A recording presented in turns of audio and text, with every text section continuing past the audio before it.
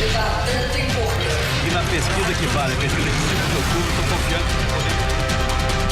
Jornada de cierre de campañas en la segunda vuelta o hacia la segunda vuelta presidencial en Brasil. Antes de contarles el resumen de este día sábado, presentaremos los perfiles de los candidatos que están en contienda. Iniciamos con Dilma Rousseff.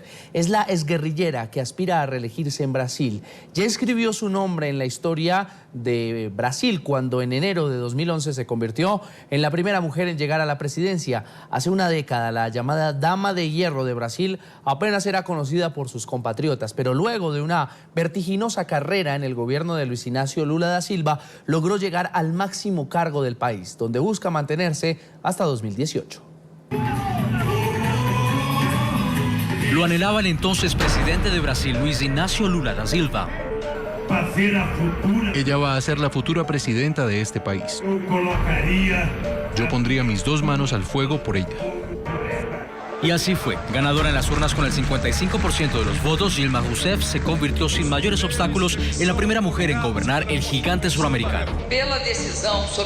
Por la decisión soberana del pueblo, hoy será la primera vez que la banda presidencial rodea el hombro de una mujer.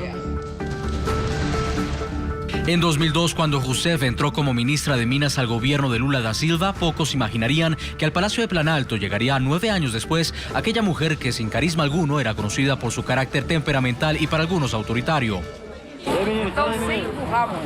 Rousseff, de tendencia de izquierda, se definía como una mujer dura cercada de hombres blandos. Y es que antes de vivir una vida de rosas, las espinas forjaron el carácter de Dilma, la segunda de 3 hijos de un inmigrante búlgaro y una maestra brasileña de clase media.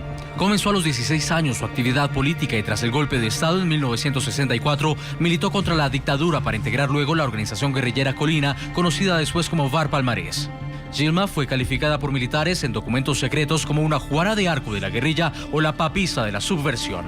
En 1970 fue detenida, torturada y encarcelada hasta 1973. Culminó sus estudios en economía una vez liberada. Dilma Rousseff, ministra-chefe da Casa Civil e presidente do Conselho de Administração da Petrobras.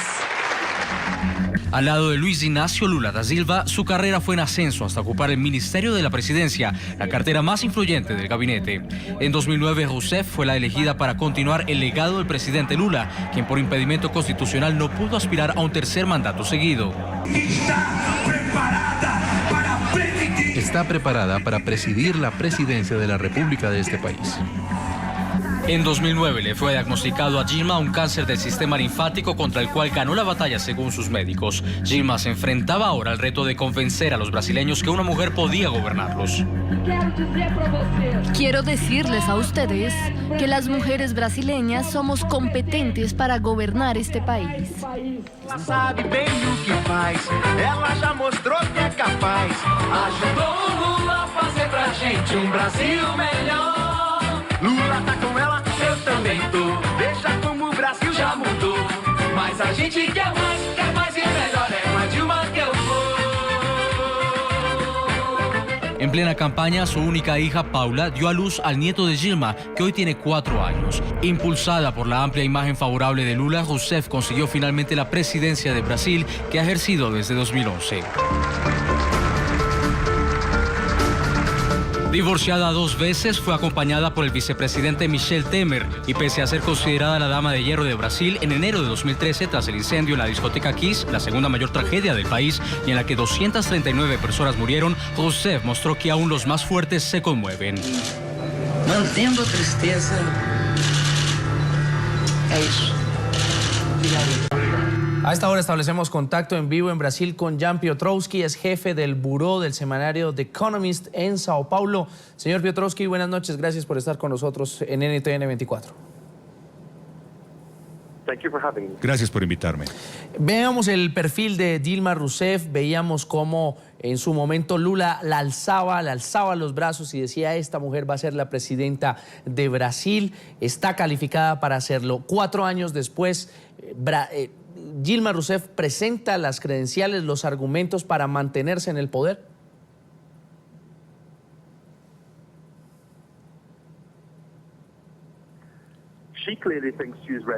Bueno, ella cree que está lista.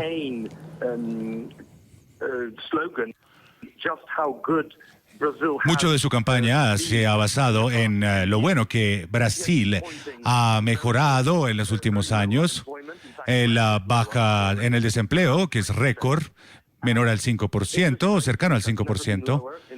Este índice nunca ha sido más bajo en Brasil.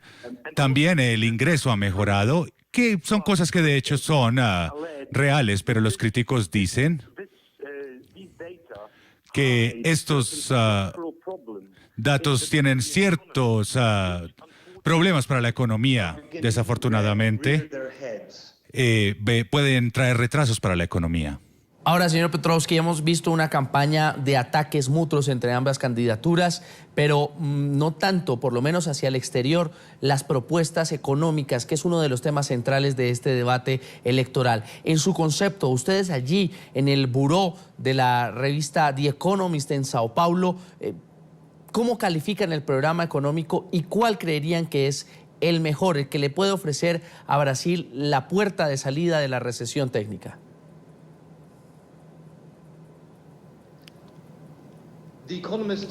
El The Economist en Latinoamérica tuvo un apoyo para Neves porque es mucho más cercano a reversar esas políticas ortodoxas de pronto que han sido olvidadas por los presidentes anteriores, y él busca garantizar que el Banco Central tenga una independencia operacional para combatir la inflación, que ha sido muy alta en Brasil, cerca del 6,5% anual. Y él prometió también no interferir en el mercado de las divisas, que de alguna otra manera es fuerte artificialmente. Y también ha hablado sobre la laxitud fiscal. De hecho, ha asegurado por parte de Rousseff durante su campaña que había un gran gasto, y esto lo puede abordar Neves. Señor Piotrowski, quiero invitarlo a que presentemos este informe sobre el cierre de las campañas en Brasil. Cerca de 143 millones de brasileños están habilitados para elegir entre la continuidad de la mandataria Dilma Rousseff y el cambio que representa el líder opositor Aécio Neves. Según la más reciente encuesta de intención de voto, Neves aventaja por 1,5 puntos porcentual a la presidenta. En pocas horas, 142.8 millones de brasileños regresan a las urnas para elegir a su nuevo presidente. La segunda vuelta llega tras una férrea campaña entre la mandataria y candidata a la reelección, Dilma Rousseff, y el líder opositor, Aécio Neves. Las encuestas de las firmas Datafolha y Bope, las más reconocidas del país, aseguran que Rousseff tiene una ventaja entre 6 y 8 puntos porcentuales frente a Neves. Sin embargo, para la segunda vuelta electoral que se celebrará el domingo, hay encuestas que dan como ganadora a Neves por un corto margen en el balotaje. Por otro lado, la autoridad electoral confirmó que en esta elección serán instaladas cerca de 532.000 urnas electrónicas distribuidas en 450.000 centros de votación repartidos por los 27 estados del país.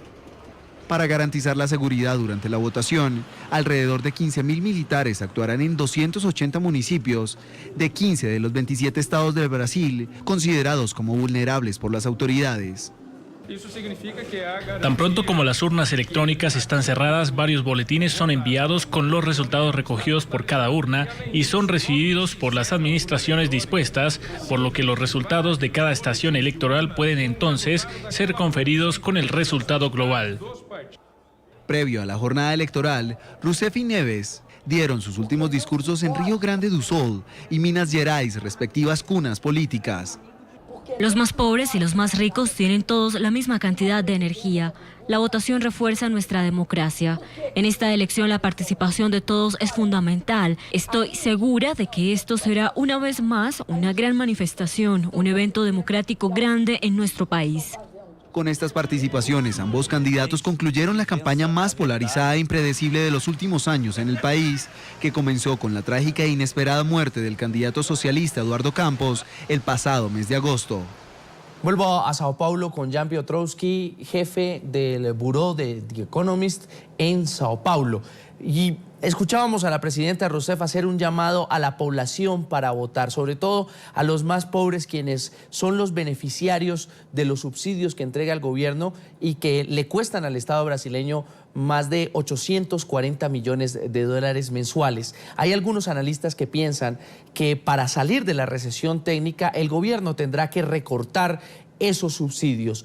¿Cómo podrá enfrentar el próximo gobierno, bien sea el de Dilma o el de Aécio Neves? ¿Cómo podrán enfrentar un posible descontento social ante la eventualidad de un desmonte de estos subsidios?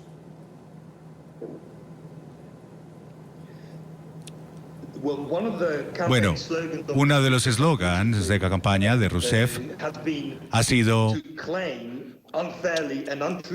decir de manera injusta que los rivales, en especial el señor Neves, cortarán muchos de los subsidios que el gobierno ha dado al pueblo. El señor Neves ha dicho que no es el caso, que ellos van a mantener esos subsidios, los más importantes, pero van a tratar de cortar los gastos en otros aspectos. La burocracia en Brasil es muy amplia. Brasil toma el 63% del PIB en impuestos, que ofrece muy poco en retorno para los ciudadanos. Así que deben haber ahorros necesariamente y puede haber sacrificios sin necesidad de que sean muy largos los cortes a los subsidios. Es Jan Piotrowski, jefe del Buró de The Economist en Sao Paulo. Gracias por estar con nosotros, por hacer este análisis para nuestros televidentes en Estados Unidos, América Latina y el Caribe. Muchas gracias, fue un placer.